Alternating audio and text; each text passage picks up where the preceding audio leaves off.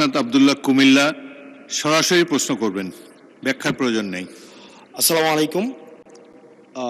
যেহেতু শিক্ষার নিয়ে কথা হচ্ছে, আমাদের বর্তমানে মাননীয় স্পিকার, আমরা যদি বর্তমান শিক্ষা ব্যবস্থা দেখি, আমাদের এন্ট্রান্স ইনস্টিটিউশনগুলোতে বিশেষ করে প্রাথমিক শিক্ষায় আমরা দেখছি যে ভর্তি প্রক্রিয়াতে আমাদের এখন দুইটা পদ্ধতি প্রচলিত ছিল। এডমিশন বাই মেরিট আগে প্রচলিত ছিল, এখন সেটা কনভার্ট হয়েছে এডমিশন বাই লটারির মাধ্যমে হচ্ছে এখানে বাচ্চাদেরকে ভর্তি করা হয়।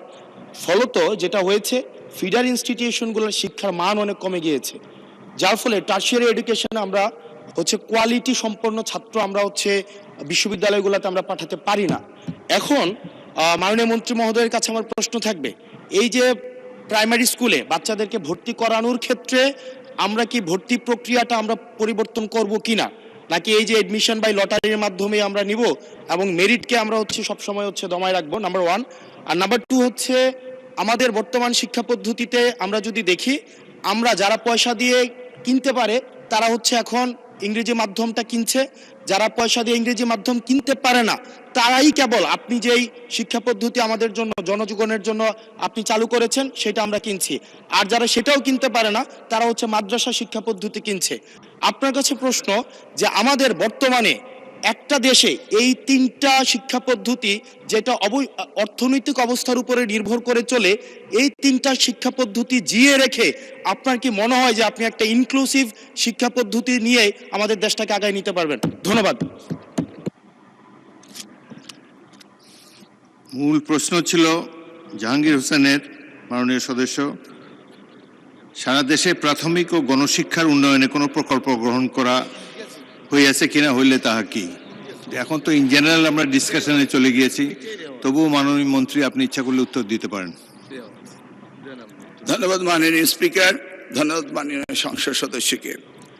যদিও তিনি ব্যাপকভাবে প্রশ্ন করেছেন, আমরা আশা করি এই মহান সংসদে এই বিষয়গুলি আলোচনা হওয়ার প্রয়োজন রয়েছে এবং তিনি করছেন। মূলত আমাদের দেশে শিক্ষা ব্যবস্থার জন্য রুরাল অ্যান্ড আরবান দুইটি সেকশন রয়েছে। এখন গ্রামীণ জনপদে যে প্রতিষ্ঠানগুলি রয়েছে সেখানে প্রি প্রাইমারি স্কুল রয়েছে এবং ছাত্র সংখ্যা এতটা কম্পিটিটিভ নয়, সে কারণে সেখানে ভর্তি সমস্যা তেমন একটা হচ্ছে না।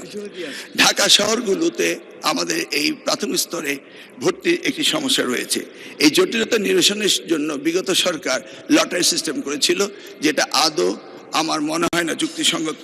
তবে আগামী বছরে এই শিক্ষা ব্যবস্থা ভর্তি সিস্টেম কিভাবে করা হবে সেটা আনুষ্ঠানিকভাবে আমরা স্টেক হোল্ডারদের সাথে, অর্থাৎ অভিভাবকদের সাথে বিভিন্ন রকম সেমিনার সিম্পোজিয়াম করে মাননীয় সংসদ সদস্য সকলের অভিমত নিয়ে একটি জনমত সৃষ্টি করে আমরা আগামী 2027 জানুয়ারি ভর্তির বিষয়ে চিন্তা করব।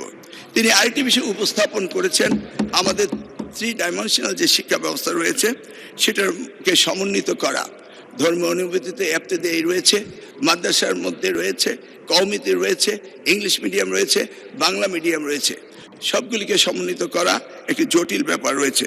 তবু আমরা ইতিমধ্যে কমিটি করেছি ইংলিশ মিডিয়াম স্কুলগুলোকে সরকারের আওতায় এনে তাদেরকে কিভাবে আমাদের যুগোপযোগী শিক্ষা ব্যবস্থা বাংলাদেশের দেশের নিয়মকানুন মেনে করা যায় সেই বিষয়ে আমরা কাজ করছি। ইতিমধ্যে আমরা কমিটি গঠন করে তাদের সাথে যোগাযোগ করছি। দ্বিতীয়টি হলো এফতেদায়ী শিক্ষা ব্যবস্থা, সেটাকেও আমরা ইতিমধ্যেই আমরা সেই বিষয়ে ব্যাপক কাজ শুরু করেছি।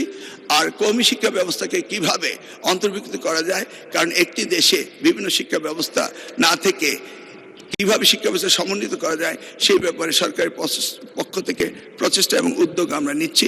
ইনশাআল্লাহ আগামী দিনগুলোতে পর্যায়ক্রমে আপনারা দেখতে পাবেন। আপনাকে অশেষ ধন্যবাদ।